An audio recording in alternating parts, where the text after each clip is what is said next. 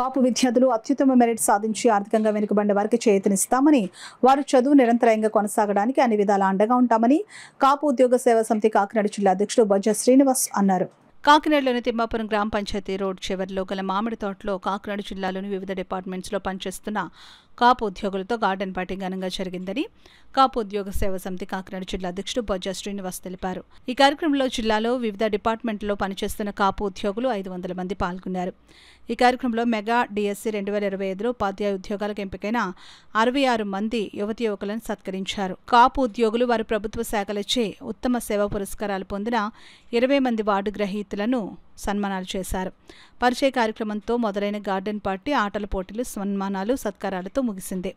ఈ కార్యక్రమానికి ముఖ్య అతిథిగా civil supplies chairman Thota Sudheer, MLC Perabathula Rajasekhar, PR junior కళాశాల principal Jyothula Rambabu, assistant commissioner of GST Visakhapatnam Ulavagayala Nookaraju, executive engineer construction GBL Srinivas, executive engineer operation N Uday Bhaskar, మాజీ social welfare రాష్ట్ర అధికారి Vellapu Chakradhar, excise and prohibition deputy commissioner Enugula Chaitanya Murali, కాపు ఉద్యోగ సేవా సమితి ప్రధాన కార్యదర్శి బావశెట్టి లక్ష్మీనారాయణ, ఆర్థిక కార్యదర్శి నున్న వీర వెంకట సత్యనారాయణరావు, ఉపాధ్యక్షురాలు తుమ్మల రామలక్ష్మి, తాడాల సూర్యనారాయణ, సహాయ కార్యదర్శి దొడ్డిపట్ల బాపిరాజు తదితరులు పాల్గొన్నారు.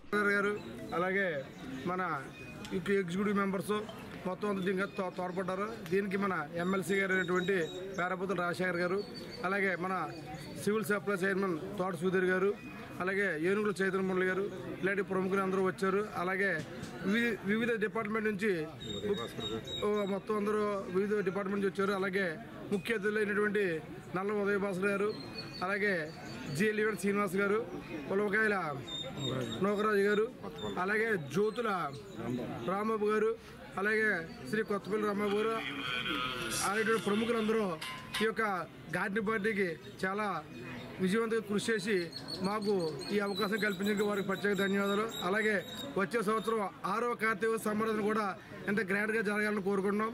అలాగే ఈ యొక్క కార్యక్రమానికి మన సెక్రటరీ గారు సలహా మేరకు డిఎస్సిలో సెలెక్ట్ అయిన అభ్యర్థులకి అందరికీ కూడా ఇక్కడ సర్టిఫికేట్ ప్రదానం చేశారు. అలాగే వివిధ డిపార్ట్మెంట్లో ఉత్తమ సేవలు అందించేందుకు గాను ప్రతి ఒక్కరికి 18 మందికి అవార్డులు ఇవ్వడం జరిగింది. అలాగే ఇలాంటి కార్యక్రమాలు ఎన్నో జరపాలని, మరియు పేద విద్యార్థులకి నెక్స్ట్ జనవరిలో మార్చిలోనో డబ్బులు పంచిపెడితే కార్యక్రమం చేద్దారనుకుంటున్నాం.